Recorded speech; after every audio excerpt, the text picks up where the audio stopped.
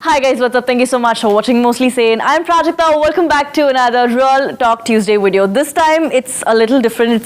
It's not my house where I wish it was. It's gorgeous because it's a very special day today. This Real Talk Tuesday video is slightly more precious than the rest that we've had on the channel because today with us we have Sadhguru. Namaskaram. Namaskaram. Thank you so much for joining us here. How are you doing today? Bright and shining, just like the day. I am right now, I am so nervous because in my head, like I've watched so many of your videos and the one thing that really strikes with me when you talk is just your clarity of thought, you know, just the way you speak and every word that comes out of your mouth makes so much sense. So thank you for having all those videos on the internet for people like me to watch and learn from. I have a lot of young people following me. We have people as young as No, I'm just seeing if a lot of young people are following you. So I have a lot of young people following me. I've been doing it for 3 years now. And over these years, we have seen that a lot of them confide in me and in other creators. They confide in us like they would confide in a friend. And eventually, even after reading a lot of emails, talking to a lot of my viewers, I've realized that, you know, they are very lonely because they are young and they spend all their time on the internet. I, for one, grew up, I feel like I just made the cut by not having a mobile phone in my hand when I was in the 6th grade. What do you have to say about that? What do you think about the whole… See, it's not just today, in every generation, there are some people who find good friends and there are some people who are lonely. Today, at least, even if you don't have a friend close by, you can still feel close to somebody by talking to them on the phone or texting them or reaching out in so many ways, which was completely absent in previous generation. Today, I think most people don't know how to handle their solitude. I'm just saying it's almost like a nervous reaction. It's like smokers, you know, if they have nothing to do, they'll smoke. It's all the cell phone people have become like that. If they have nothing to do, they'll pick up their cell phone and do something. I'm sure they don't have much to say but they're always saying something to somebody. I think one of the biggest losses is that people have forgotten how to handle their solitude. Being alone or lonely is not a bad thing. Not always a bad thing. See, you use two words, alone and lonely. Lonely is different. Being alone is a wonderful space. Lonely means you're longing to be with somebody, but that somebody is missing. That's lonely. Alone means you have found your own company very wonderful. When you're alone, if you feel miserable, obviously you're in bad company isn't it? Speaking of alone and lonely, I feel like a lot of young people that I have come across or that follow me or I have had the pleasure of talking to actually feel more lonely. They're grown old when they're young, if you ask me. They're not young. If you're young and exuberant, how will you feel lonely?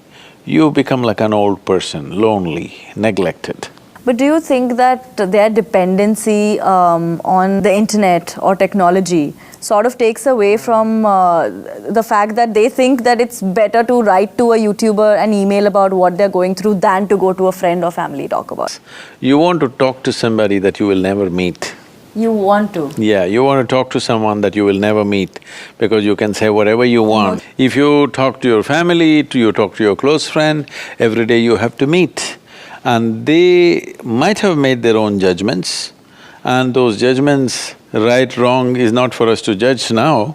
But the important thing is, if you talk to me something very personal about your life, and if every day if you face me… Oh, you're gonna have that energy that, oh my God, he knows a secret. Yes, he knows it. This longing to talk to somebody about all your stuff in your mind, your emotions, is essentially coming from a certain inadequacy of your own existence. Exactly. This inadequacy cannot be handled with friendships. Friendship is only a balm, it's not a relief, it's not a solution. It is a balm which relieves you for a while. But You talk to one friend, it may last for a few hours, for a day, but next day again it's there, isn't it? Yeah. So what is it that's missing within one's life is something we have to look at. People have not learned how to handle solitude, they do not understand the value of solitude. It is something anybody who wants to approach something profound in their life naturally seeks solitude, isn't it? Those who do not approach anything profound in their life are always doing ba with somebody. Looking for… It's not only people to fall back on, it's like letting out steam. See, I'd never thought of it like that. In my head, I was always… because I grew up as someone, I still am someone as a person, you ask me anything, I'm gonna answer it. Like, I've never had secrets, or I've never felt like, ooh, I can't talk, I'm not comfortable talking about this to anybody. Like, I've opened up very easily, and I love having conversations, and I love meeting people.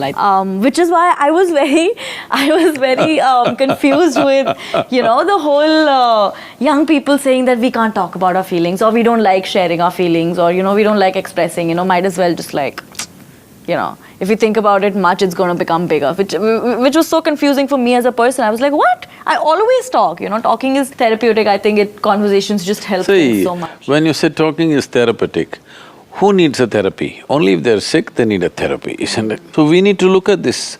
Why is this that we need a therapy right now? Because somewhere we have not hit the right lane within ourselves. So, to fix that, we need to look within first. Look within means what? People will start analyzing their own thought and emotion. Thought and emotion is not within, it's all outside. In the sense, the content of your thought, all collected from outside or no? The data? Yes. The content of your thought, Yes. whatever, Yes. all data from outside, Yes. isn't it? What you have seen, what you have heard, what you have smelt, what you have tasted, what you have experienced, all from outside. What comes from outside, you can own it and make it yours. It cannot become you, isn't it? Yeah. So I'm asking this question both regarding your body and your mind, your thought and emotion and your physiology. Both you gathered from outside, isn't it? This is a heap of food, that is a heap of impressions. Yeah. So what you gather from outside cannot be you. So right now, most people are dabbling with their physiology or their psychology. Physiological structure and psychological structure keep them busy for an entire lifetime. If I have to gather something more fundamental must be there, isn't it, to gather that? If that fundamental becomes a living experience for you, then all this therapies is not needed. Finding that one fundamental thing within yourself which will help you get rid of your inhibitions and all of that makes you think you need help or therapy. How do you get there? Most of the time, people are sleeping through their life. When I say sleeping through their life, most of the stuff that's happening with you, physiologically, energy-wise, thought-wise, emotion-wise, is largely happening unconsciously. This morning you woke up. From that moment to this moment, okay, a few hours, Yes. your body has been active, Yes. mind has been active, emotions been on, energy has been on. How much of it did you conduct consciously? None, I think. It's well below 1% for almost every human being. When 99+% is happening unconsciously or accidentally, how can anybody be healthier? I don't know. Are there… because I'm sure my audience wants to know that, and I'm just trying to figure… is there a way? Of course there is a way. See, traditionally in this country, the language is such, action means we say karma. Karma means action. Yes. Physical action, mental action, emotional action, energy action is happening right now, this is what I said. Yes. 4 dimensions of activity are happening for you. There is another dimension of action where neither body is involved, nor thought is involved, nor emotion is involved, nor the biological energy is involved. Such an action, we call it a kriya. It's an inward action. Okay. Outward action, what I can do with my body, what I can do with my mind and emotion and energy, this is called karma. Inward action is called kriya. The chances of karma becoming entangling is always there. People are getting tangled up with life only because of the activity that they perform, isn't it? One of the activities is talking. A whole lot of entanglement happens. And I do that for a living, so… Whole lot of entanglement happens only because people are talking, isn't it? Yeah. Right now, what you call as social media is just non-stop talking. Yeah. It is gossip gone global. Yeah. Non-stop opinions, Yes. non-stop comments. All this activity is entangling in some way if you do not conduct it with the necessary awareness. But the inward action is liberating in nature. This is called a kriya. So when you said, is there an exercise? It is not really an exercise because body is not involved, mind is not involved, emotion is not involved. A different dimension of the life that you are, fundamental life is involved.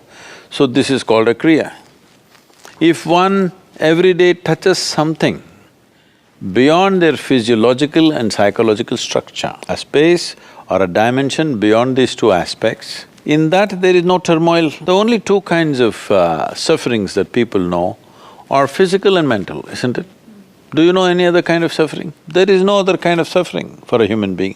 Physical suffering, mental suffering. For most people, it's only mental suffering. Physically, maybe an ailment or an injury or something sometime. Physically, there is pain. But suffering is essentially mental.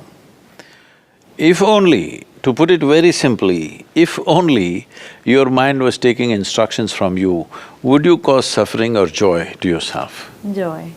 So obviously your mind is not taking instructions from you. So we are talking to people, we are trying to do therapies, we're doing all kinds of things. Essentially, what you call as suffering that people are going through is their own intelligence is turned against them, that's all. Once your intelligence is against you, no force in the universe can save you. Once our own intelligence has turned against us, isn't it? Yes. Suppose right now, my right hand starts punching my face. If some other hand tries to punch me, I have ways to stop it. Yes, but you can't… yeah. If my hand starts punching me, Yes. there's no way out of it. Somebody has to tie it down. Yeah. If it doesn't work, somebody will have to amputate it, Yes. otherwise this will kill. Right now, that's what people are doing with their own mind. They don't need anybody's help. Most people don't need an enemy, they're doing fine by themselves. Oh, like that. Okay, so I don't know, what you would suggest is in everyday life, sort of just try to be a little more aware of your thoughts, of your actions. Then you will become maybe mentally alert. Mental alertness is not awareness. Okay. Mental alertness will make you survive better. Suppose you're mentally alert, you will drive better, maybe you will conduct your profession better, maybe you will do many other things better. But it doesn't matter how well you survive, you can still suffer. Compared to how people lived here 10 generations ago, today you're living like a queen, isn't it? Yes. In the history of humanity, we are the most comfortable generation, isn't it so? But are we bursting with joy, I'm asking?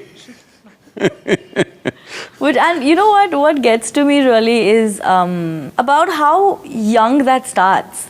So last year I did this campaign called #IPledgeToBeMe, which was against body shaming, where on World Mental Health Day I actually made a video saying, hey you guys, you know what, if there's anything you're going through, anything you want to talk about and you don't have anybody to talk to it about, then here's my email ID, you can write to me, you know what, if that helps you feel better. And I got so many emails, but this one email stuck with me. It was by this 9-year-old girl who wrote to me saying she's suicidal because she's fat and dark, and her family thinks… she's 9 years old, and her family used to tell her that you're never going to get married. Nobody's ever going to marry a fat and dark child like you. So I feel like, you know, this whole thing where you start becoming your own enemy in your own head, I think that has been starting pretty young for a lot of people. When I was 9 years old, I didn't know how I looked. Were you fat? I was chubby. The double chin has been everywhere with me for the longest time. I was a chubby kid, but it never really came to my attention about what color I was or what size I was when I was 9. The level of exposure today is such that what happened to you at 14 is happening at 9. Yeah. It's like preponed everything. It is, yes. So what happened probably in my generation at 18 happened to you at 14. What happened to you at 14 is happening at 10 or 9 now. So this rush to live… To grow up. To live. Okay. Essentially to live early, you know. Everybody wants to live, they think it's a race. Yeah. If life is a race, you must win. If you must win, you must get to the finish line quick. First, yeah. That means what? You must be buried first ahead of others. If you win the race, you're finished, isn't it? Yeah. So life is not a race, it's something we need to understand. Life is not a race, it is a certain phenomena. How profoundly can we experience this phenomena is all there is. It's not something that you have to do, it is happening. Life is happening, isn't it? Yes. How profoundly will you experience is all there is in your hands. Instead of that, we are trying to do life. You can't do life. Life is happening. Do you have access to experience it, or are you just a psychological case? That's one way to put it, yeah. But yeah, I think I am so happy with how I had all these ideas in my head before I came, like when I prepared for my talk with you. You prepared and came? I was very nervous. I was like, I don't want to go there. And you have so much clarity about everything, and I was just like, I don't want to be the… You know why? Because I'm life. You are. Yes, I am life. Yeah, you are. Most people are just a bundle of thoughts, emotions, ideas, opinions, prejudices, ideologies and belief systems. I'm just life. I think that's a great way to live, by just being life. That's the only thing you can be, rest is all imagination. Especially if you're a YouTuber, then everything is imagination. Like I live and breathe so much imagination every day. But thank you so much. This has been great. I am so glad that I got to spend this time with you and I actually got to talk to you. It means a lot. And I'm sure it means a lot to all my viewers Please, also. guide the young people right, huh? Guide the young people right. Young people right because they're messing themselves up too early. Exactly. Which is why meeting you was… I was looking forward to it so much. And thank you so much for giving us your time. Just take it. And thank you so much for watching this video, guys. If you like this video, make sure you give it a big fat thumbs up. And don't forget, I come up with new videos every Tuesday, Thursday and Saturday. And also subscribe to my channel, please. I'm gonna see you guys again on Thursday until we meet. Love, love.